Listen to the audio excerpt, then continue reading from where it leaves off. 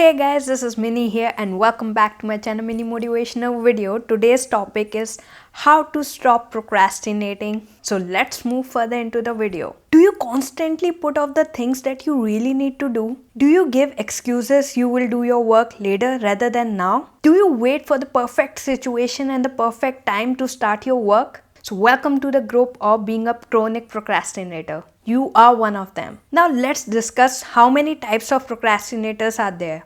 There are three types of procrastinators. One, the thrill seekers. These are the kind of the procrastinators who always find thrill in completing their work at the last moment. These people always wait for the last day in order to complete their work. So are you one of them? The second kind of procrastinators are the fearful or scared ones. These people are really fearful of the failure and the success.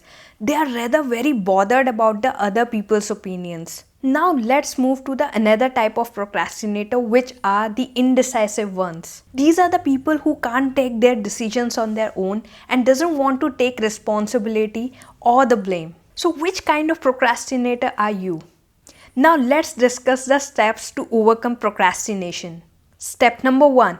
Remove expectations to be perfect. When we have this tendency of being perfect or wait for the perfect situation in order to start our work, this always leads to procrastination. We always think that this work needs to be done in a perfect way. So we tend to wait for that perfect moment in order to start our work. And believe me, that moment will never come. So in order to overcome the procrastination, you need to fight this urge of being perfect. Nobody is perfect. Just start with the imperfections. At least you will be able to take some actions on it. So are you getting my point? Just start it. Don't expect it to be a perfect one. Step number 2. Break your project into the smaller chunks. You must have heard this example. Eat an elephant. You will feel overwhelmed. How can we eat the whole elephant at once? So there's a one way to eat the whole elephant. That is one bite at a time. Through this example, I want to explain my point that in order to complete the main whole big project which is lined up, you need to divide that project into the smaller task. Don't get overwhelmed by looking at the project as a whole. Instead, break that into the parts and start working on it. Working on a project into the parts like this will help you to remove the anxiety which is created when you feel overwhelmed by looking at a project as a whole.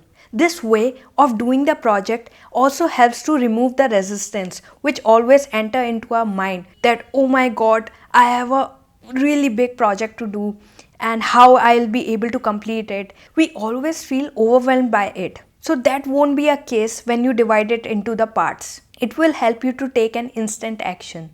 Step number 3. Set realistic targets. What do I mean by that? It simply means that whenever you are setting the targets daily for yourself, instead of setting an unrealistic one, set a realistic one. I don't mean by it that set an easy task which you can do in just few minutes. Maintain the difficulty of the task. By just setting the realistic goals and the realistic targets, what will happen is that it won't demotivate you. Because whenever we set unrealistic targets and we aren't able to complete our task, what happens is that we always feel demotivated. So in order to stop procrastinating, set realistic targets. Step number 4. Remove all distractions. What do I mean by that? In order to remove all the distraction, the first thing you need to do is clean your workspace. Wherever you are working, clean that. Because while we clean our workspace, it not only helps to clean it physically, mentally also we feel much lighter. And the other way to remove the distractions are, if your work isn't related with the internet, just remove all the devices which does have internet. Why I'm saying that? Because all the beeps and the notifications while you are doing your work will definitely distract you and you won't be able to complete your project. By developing this habit of removing all the distractions, it will help you to stop procrastinating. You can even set rewards for yourself. Like whenever you complete a particular task, what you can do is that give yourself a reward, like watching an episode of your favorite season. This is the way how you can reward yourself and you will feel motivated and better by completing your work because there will be reward in your mind. and you won't even feel guilty about relaxing in those moments. Step number 5. Set strict deadlines. A research has been done on this. Two groups were given the same project, one with the set deadline and the other with the freedom to choose their own deadline. What happened at the last was the group with the predetermined deadline were able to complete their work, while the other group, which was given the freedom of choosing their own deadline, wasn't able to complete their task. From this research, we can understand that it's a human tendency, it's in our psychology that we don't really complete our work if we aren't given the deadline. So in order to beat the procrastination, what we can do is set the artificial deadline for ourselves. We can even punish ourselves if we aren't able to complete our work. By creating the artificial deadline, we are able to complete our project on time. So develop this habit of setting the artificial deadlines for yourself. Step number 6. Pomodoro technique. If you haven't heard about this technique, let me tell you, this is a very old technique in which we set alarm for around 20 or 25 minutes basically, and we start doing our work. After 25 minutes, we repeatedly give ourselves 5 minutes break. After working for 25 minutes continuously, it is followed by a short break of 5 minutes. By giving yourself 5 minutes break repeatedly, what happens is that we are able to move our body in that break. This reduces our back pain problems and helps us to stay fresh.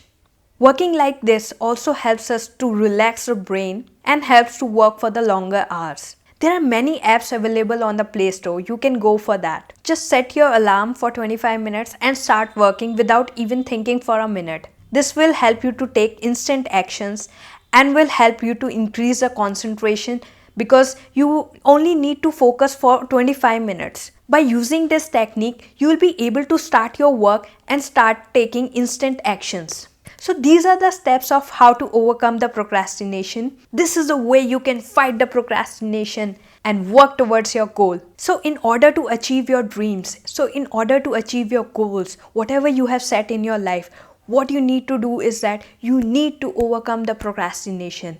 This is some kind of disease and you need to overcome it. Now that you have understood what kind of procrastinator you are, let's discuss some science and psychology behind procrastination. It's basically the result of a constant battle in our brain between limbic system and prefrontal cortex. Now some of you might be wondering, what's limbic system and prefrontal cortex? Let me explain this to you. Our brain is divided into 3 parts. Neocortex, which is our rational or thinking brain, limbic brain, which is emotional or feeling brain, and the third one, reptilian brain, which is our survival brain. The procrastinator basically behave more with the limbic and reptilian brain instead of using neocortex more. As human beings, we are the only ones with the neocortex brain, still our limbic and reptilian brain is more dominant. Now let's discuss one very common daily example of a procrastinator. When you reach college, there's a big shift in your life. As we all know, in college we have big assignments and there's a lot of time in between to submit those assignments. As we get older, no one in the college forces us to complete our work and takes the follow-up. So we have a lot of freedom in college with no strict deadlines. So what happens is that, as we have discussed about the brain earlier and how it functions, let's assume our limbic brain as red brain, who is emotional, fun and always want instant gratification. So what happens is that we basically function through our red brain and are always looking for instant gratification without thinking about the consequences in the future. While on the other hand, our neocortex brain, our rational mind, which is always warning us and keeps reminding us to complete our assignment on time. The rational mind makes a plan for us by dividing the months into days, that how each day you're gonna work in order to complete your assignment. But what red brain does, it tells our rational mind, chill and relax, and tells him there's a lot of time in between that deadline. The red brain enjoys completely, keeps on watching seasons, look for the videos on YouTube, plan for the vacations, go out with his friends, and basically it enjoys its life to the fullest. But then comes the guilt, which is also the part of red brain. With the enjoyment, there's a constant guilt of not able to complete your work. But wait, red brain is so trained, it totally ignores the guilt also. While on the other hand, our reptilian brain, the survival mind, keeps on relaxing, thinking there's no such danger even to act. And there's a lot of time the rational mind gets stuck between the two, thinking one of them will start acting sensibly and will start doing the work. Many months pass by. Red brain keeps on enjoying, survival brain keeps on waiting for the deadline, while rational mind keeps on reminding both. But nobody is least bothered to listen to him. Then come last 2 days before deadline. Every part of the brain gets panicked. The red brain gives up, the rational mind and the survival brain then starts working like crazy. Though we are able to complete our assignment, but we all know how that assignment looks like and what kind of marks we get on it. So this is the animation version behind the mind of a procrastinator. Are you one of them? How can we start behaving less with the red mind and more with the rational mind? There are few steps to overcome procrastination and how you can win the battle between red mind versus rational mind. So this brings us to the end of the video. If you like this video, please hit the like button and do subscribe my channel. And for more updates, hit the bell icon. And thank you for watching.